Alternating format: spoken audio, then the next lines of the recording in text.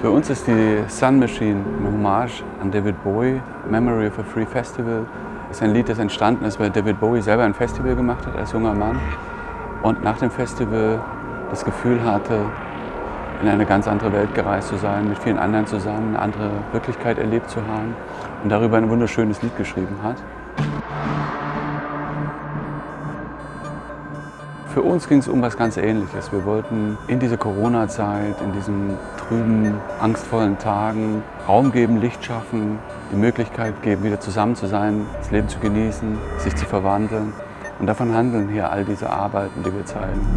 Und die Grundidee war, dass es nicht um einzelne Arbeiten geht, die für das Haus zum Teil entwickelt wurden oder speziell dafür eingeladen wurden, sondern einen großen Organismus unterschiedlicher Kunstwerke zu schaffen, die man als Besucherinnen und Besucher durchlaufen kann.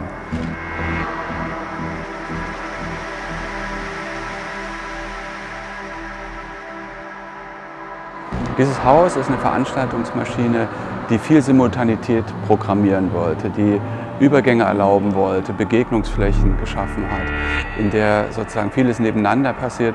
Und das ist für uns wie ideal erschaffen worden letztlich von einer Architektin, die auch hier zu Besuch war, Ursulina Schüler-Witte, die viele Jahre nicht mehr in dem Gebäude war und dann völlig angetan war, wie ansehlich alles noch ist.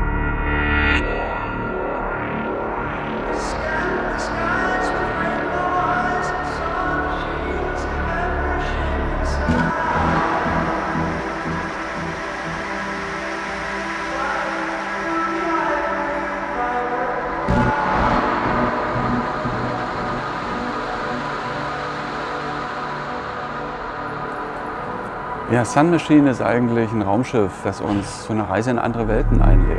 Man bewegt sich in Räume, die man nicht kennt. Man kann sich kein Ticket kaufen, das genau festlegt, was man erleben wird, sondern man wird überrascht.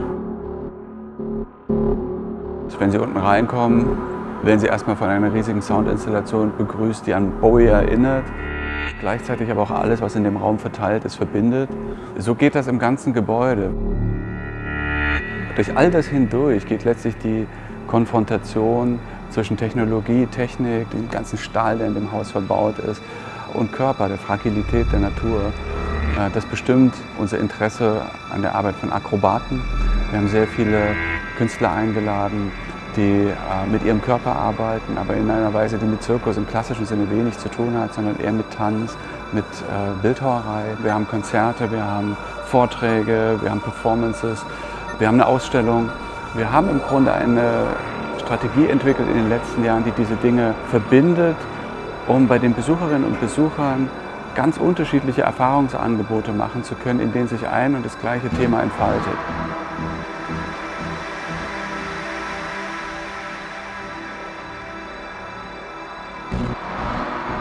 Institutionen wie wir geben Öffentlichkeit, aber wir schaffen es nur sehr selten, unterschiedliche Öffentlichkeiten zusammenzuführen in diesen Institutionen. Und das ist Sun Machine. In Sun Machine kommen Aktivisten und Künstlerinnen, Architekten und Philosophen zusammen.